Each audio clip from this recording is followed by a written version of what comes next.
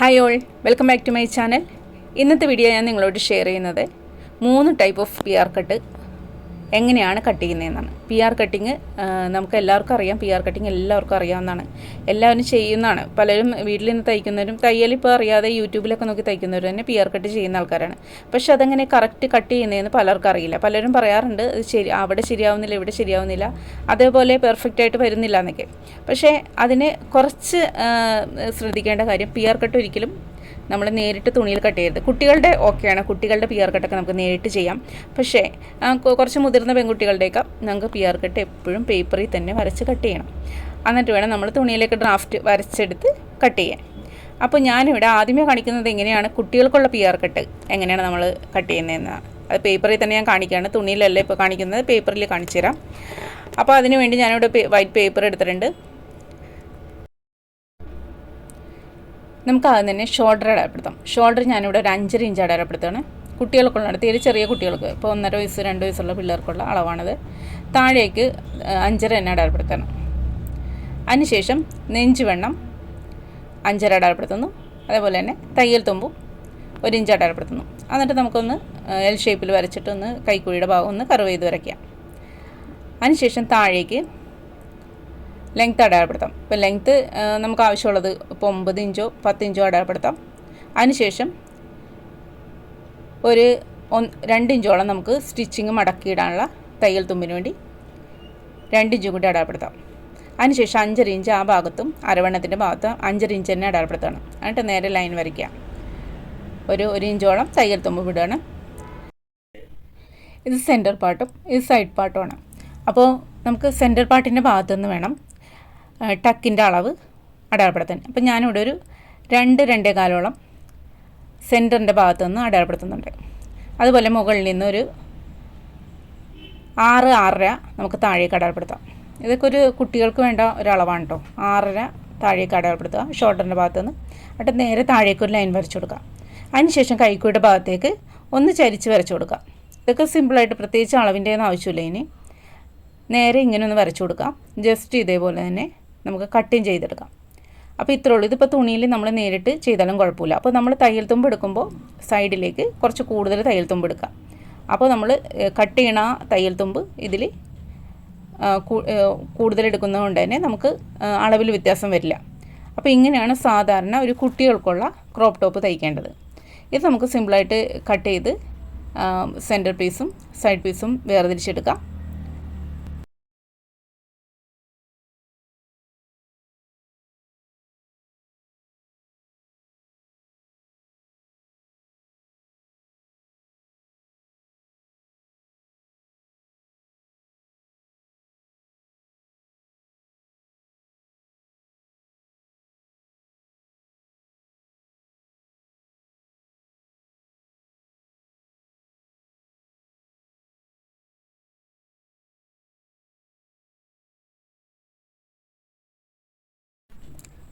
അടുത്ത നമുക്ക് crop top എങ്ങനെ കട്ട് ചെയ്യേണ്ടത് നോക്കാം.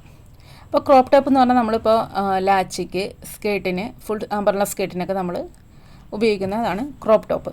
അപ്പോൾ ഈ ക്രോപ്പ് ടോപ്പ് ഇതേപോലെ തന്നെ നമ്മൾ തുണിയിൽ ഒരിക്കലും നേരിട്ട് കട്ട് ചെയ്യരുത്. അത് നമ്മൾ പേപ്പറിൽ തന്നെ കട്ട് ചെയ്യാം. ഇതേപോലെ തന്നെ ഷോൾഡർ അടയാളപ്പെടുത്തുക. ഞാനിവിടെ ഷോൾഡർ 6 എടുത്തിരിക്കുന്നത്. താഴേക്ക് ഒരു 6 ഇഞ്ച് അടയാളപ്പെടുത്തുക.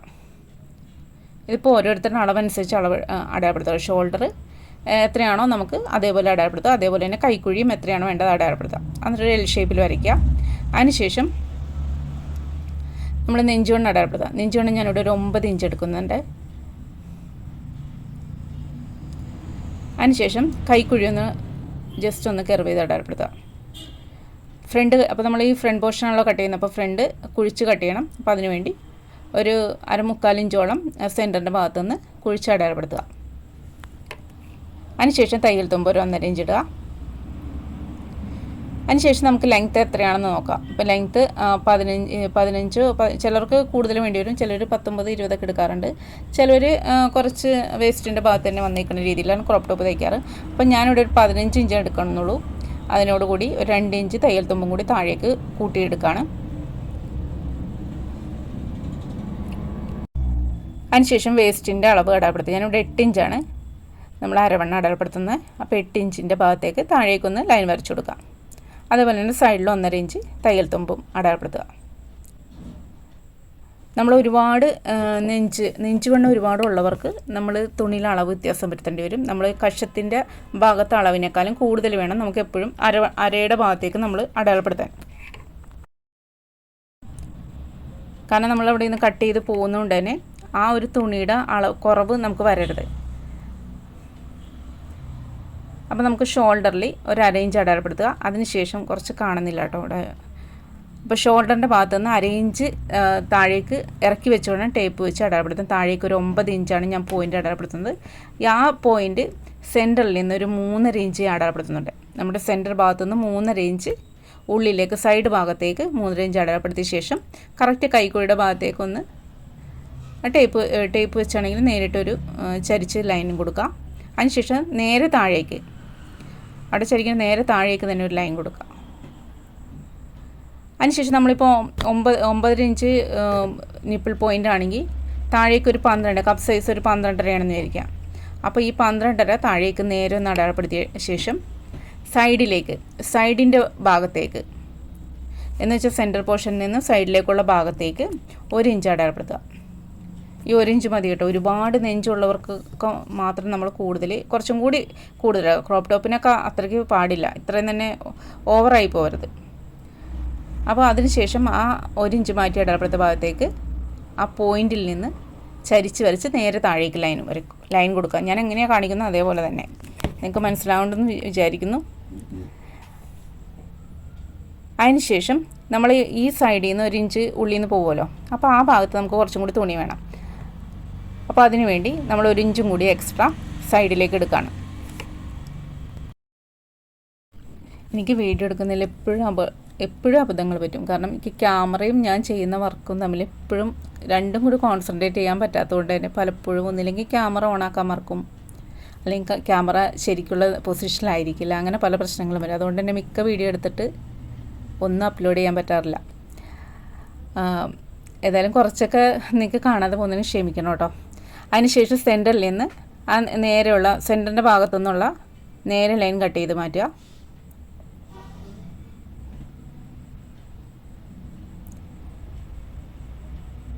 എന്നിട്ട് ആ സെൻറ്ററിൽ ഒരു കുനിപ്പ് പോലെ വന്നിട്ടില്ല, അതൊന്ന് റൗണ്ട് ചെയ്ത് ഒന്ന് കട്ട് ചെയ്തെടുക്കുക.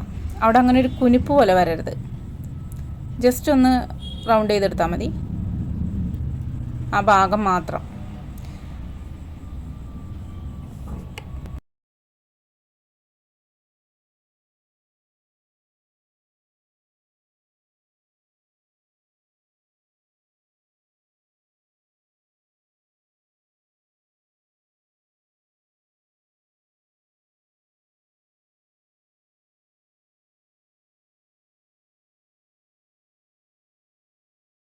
ഇതേപോലെ കട്ട് ചെയ്ത് മാറ്റി വളച്ച് അടയാളപ്പെടുത്തിയ ഭാഗം കട്ട് ചെയ്ത് മാറ്റിയ ശേഷം മോന പോലെ ഇരിക്കുന്ന ഭാഗം ഉണ്ടല്ലോ, അതൊന്ന് കർവ് ചെയ്ത് കട്ട് ചെയ്യാം. ഒരിക്കലും നമ്മളിങ്ങനെ പോയിൻ്റ് പോലെ നിൽക്കരുത് ആ ഭാഗം. ക്രോപ്പ് ടോപ്പ് ഈ രീതിയിൽ തന്നെ എല്ലാ അളവുള്ള ആൾക്കാരും കട്ട് ചെയ്തെടുക്കുക. പക്ഷേ ഒരുപാട് ബ്രസ്റ്റ് ഉള്ളവരാണെങ്കിൽ ഒരുപാട് കുഴിക്കാൻ നിൽക്കരുത്. താഴേക്ക് നമ്മളിപ്പോൾ 12.5 ഇഞ്ച് അടയാളപ്പെടുത്തിയ ഭാഗങ്ങളുണ്ടല്ലോ, അതൊന്നും ഒരുപാട് കുഴിച്ച് അകലം പാടില്ല. ക്രോപ്പ് ടോപ്പിന് അത്രയ്ക്ക് ആവശ്യമില്ല. അതേപോലെ ആ പോയിൻറ്റിൻ്റെ ഭാഗം ഒന്ന് റൗണ്ട് ചെയ്ത് കർവ് ചെയ്ത് തന്നെ എടുക്കുക. എന്നിട്ട് ഈ രീതിയിൽ തന്നെ നമ്മൾ ക്രോപ്പ് ടോപ്പ് കട്ട് ചെയ്തെടുക്കുക. അപ്പോൾ ഞാനിപ്പോൾ തുണിയിൽ എങ്ങനെയാണ് ഇത് വരച്ച് കട്ട് ചെയ്യുന്നതെന്ന് കാണിച്ചു തരാം. ഞാൻ ഈ തുണിയിൽ എങ്ങനെയാണ് കട്ട് ചെയ്യുന്നതെന്ന് നിങ്ങളെ കാണിക്കാൻ വേണ്ടി എടുക്കാം കേട്ടോ. ഇത് ജസ്റ്റ് സിമ്പിൾ ഒന്ന് കാണിക്കാൻ വേണ്ടിയുള്ള ഡെമ്മിയാണ് കാണിക്കുന്നത്. അപ്പോൾ നിങ്ങൾ തുണി എടുത്തിട്ട് ഫോൾഡായ ഭാഗം, മടങ്ങിയ ഭാഗം, നമ്മളിപ്പോൾ സെൻറ്റർ പോർഷനാണ്, അപ്പോൾ നമ്മളവിടെ ജോയിൻറ്റ് പാടില്ല. അപ്പോൾ അത് മടങ്ങിയ ഭാഗമായിരിക്കണം. ഈ മടങ്ങിയ ഭാഗത്ത് കറക്റ്റായിട്ട് കട്ട് ചെയ്ത പീസ് വയ്ക്കുക. അതിനുശേഷം പിൻ ചെയ്തെടുക്കുക.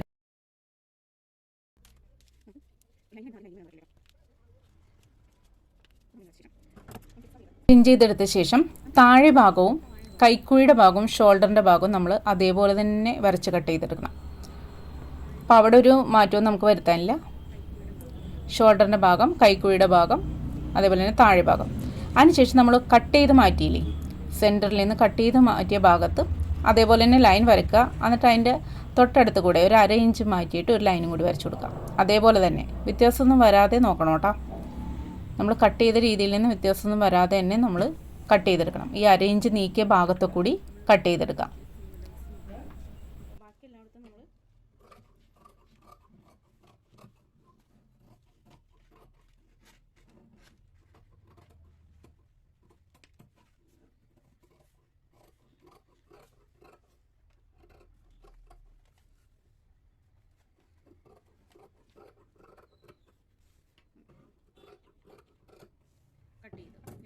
സിമ്പിളായിട്ട് കാണിച്ചു തരാൻ വേണ്ടി.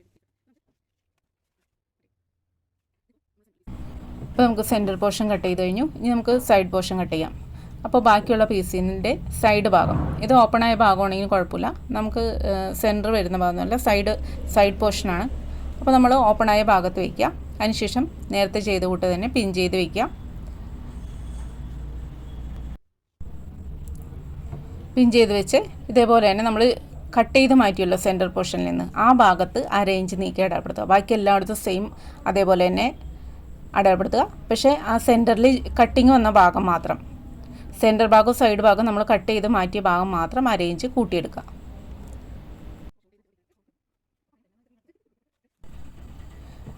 അപ്പോൾ ഞാനിവിടെ ബ്ലൗസാണ് നമ്മൾ ഇനി കട്ട് ചെയ്യാൻ പോകുന്നത്. അപ്പോൾ ബ്ലൗസിന് കട്ട് ചെയ്യുന്നതിന് ഷോൾഡർ എടുക്കുന്നതിനൊക്കെ വ്യത്യാസമുണ്ടല്ലോ. ഞാൻ നേരത്തെ ബ്ലൗസ് കട്ട് ചെയ്യുന്ന വീഡിയോയിൽ പറഞ്ഞിട്ടുണ്ട്. ഷോൾഡർ നമ്മളെപ്പോഴും സാധാരണ ക്രോപ്പ് ടോപ്പ് തയ്ക്കുന്ന പോലെയല്ല, അതിലും കുറവ് വേണം എടുക്കാൻ. അപ്പോൾ അതിൻ്റെ വീഡിയോ കാണാത്തവർ ഈ മുകളിൽ കാണുന്ന ഐ ബട്ടണിൽ ക്ലിക്ക് ചെയ്ത് ആ വീഡിയോ കാണാമെന്നാണ്. അപ്പോൾ കൈക്കുടി, സാധാരണ കൈക്കുടി എത്രയാണ് വേണ്ടതെന്ന് വെച്ചാൽ അത് അടയാളപ്പെടുത്തുക, നെഞ്ചുവണ്ണം അടയാളപ്പെടുത്തുക. അപ്പോൾ ബ്ലൗസിൻ്റെ അളവ് എടുക്കുന്നതും ക്രോപ്പ് ടോപ്പിൻ്റെ അളവ് എടുക്കുന്നതൊക്കെ വ്യത്യാസമുണ്ട്. നമ്മൾ ചുരിദാറിൻ്റെ അളവൊക്കെ എടുക്കുന്ന പോലെ തന്നെ ക്രോപ്പ് ടോപ്പിൻ്റെയും നമുക്ക് അധികം വ്യത്യാസമൊന്നുമില്ലെങ്കിലും ബ്ലൗസിൻ്റെ അളവ് എപ്പോഴും നമ്മൾ അളവിൽ മൊത്തത്തിൽ ചേഞ്ച് വരുത്തണം. കാരണം നമ്മളൊരു സാധാരണ ടോപ്പ് അടിക്കുന്ന പോലെയല്ല, അളവെടുക്കുന്നത് അങ്ങനെയല്ല, നമ്മൾ അടയാളപ്പെടുത്തുന്നത് അങ്ങനെയല്ല, കാൽക്കുലേഷൻ ചെയ്യുന്നത് അങ്ങനെയല്ല. അപ്പോൾ നമുക്കിവിടെ എത്രയാണ് ബ്ലൗസിൻ്റെ ലെങ്ത്ത് വേണ്ടതെന്ന് നോക്കാം. ബ്ലൗസ് സാധാരണ 14 അല്ലെങ്കിൽ 15 ഇഞ്ച്, അതിൽ കൂടുതലും വേണ്ടി വരില്ല. അപ്പോൾ നമ്മൾ ഷോൾഡറിൽ ഒരു അരയിഞ്ച് നീക്കി അടയാളപ്പെടുത്തിയ ശേഷം ഒരു ലൈൻ കൊടുക്കാം. അതിനുശേഷം അതിൻ്റെ താഴേക്ക് നമുക്ക് പ്രസ് പോയിൻ്റ് എത്രയാണെന്ന് വെച്ചാൽ, നിപ്പിൾ പോയിൻ്റ് എത്രയാണെന്ന് വെച്ചാൽ, അതേപോലെ ഇപ്പോൾ ഞാൻ ഈ പറയുന്നതൊക്കെ എങ്ങനെ അളവെടുക്കേണ്ടതെന്നുള്ള വീഡിയോ ഞാൻ നേരത്തെ പോസ്റ്റ് ചെയ്തിട്ടുണ്ട്. അത് കാണാത്തവർ ഈ മോളിലേക്ക് വന്ന് ഐ ബട്ടണിൽ ക്ലിക്ക് ചെയ്താൽ അളവ് എങ്ങനെ എടുക്കുന്നതെന്നുള്ളതും എന്തൊക്കെ അളവാണ് ഞാൻ പറയുന്നത് നിങ്ങൾക്ക് ഇന്ന പോയിൻ്റ് എന്നൊക്കെ പറയുമ്പോൾ മനസ്സിലാകുകയുണ്ടെങ്കിൽ ആ വീഡിയോ കണ്ടാൽ മനസ്സിലാവും. അപ്പോൾ സെൻറ്ററിൻ്റെ ഭാഗത്തുനിന്ന് 3.25 ഞാനിവിടെ അടയാളപ്പെടുത്തുന്നത് കേട്ടോ. അപ്പോൾ 3.25 അടയാളപ്പെടുത്തുക. ഷോൾഡറിൽ നിന്ന് 9.5 ഇഞ്ച് അടയാളപ്പെടുത്തുക. സെൻറ്ററിൽ നിന്ന് 3.25. അതേപോലെ തന്നെ കൈക്കുഴിയും നമ്മൾ കുഴിച്ച് വെട്ടുക. ഫ്രണ്ട് കൈക്കുഴി കുഴിച്ച് വെട്ടുക.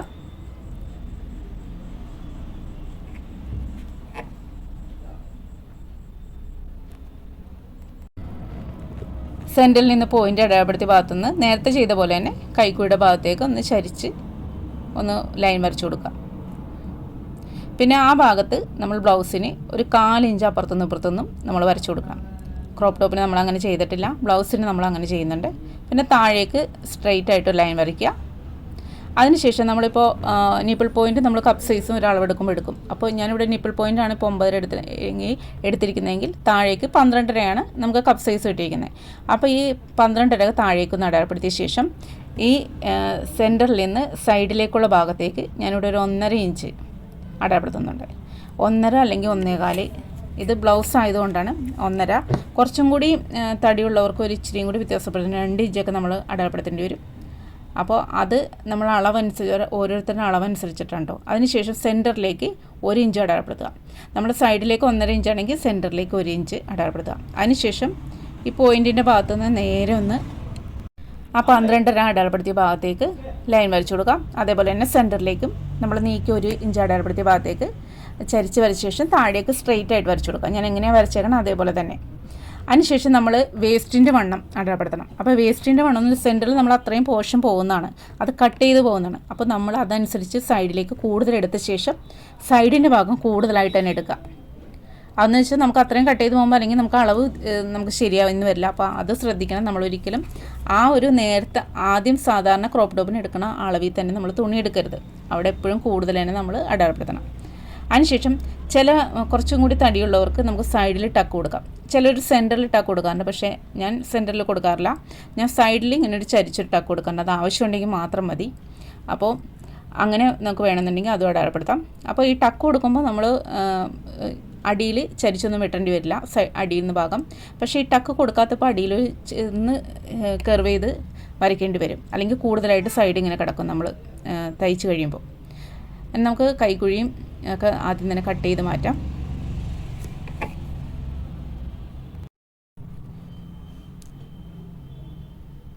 അതിനുശേഷം സെൻറ്ററിൽ നിന്ന് സെൻറ്റർ പോർഷൻ ആദ്യം നമുക്ക് കട്ട് ചെയ്യാം. അത് നേരെ സ്ട്രെയിറ്റ് ലൈൻ വന്നിട്ട് സെൻറ്ററിലേക്ക് കർവ് ചെയ്ത് കട്ട് ചെയ്യുക. അപ്പോൾ കട്ട് ചെയ്യുമ്പോൾ നമ്മൾ സൈഡിൽ നീക്കിയ 4 ഇഞ്ച് വരച്ചിട്ടില്ലേ, ആ ഭാഗത്ത് കൂടി കട്ട് ചെയ്യുക.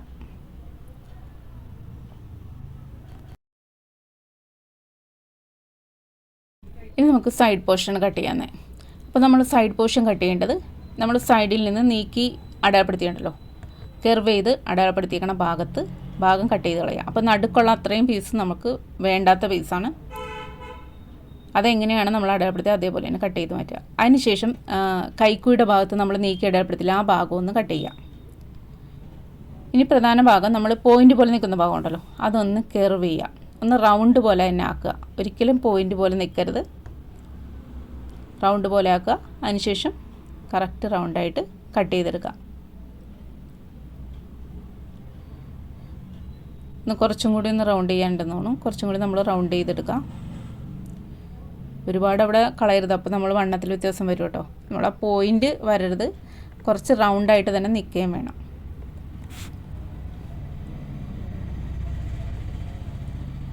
ഇതേപോലെ തന്നെ.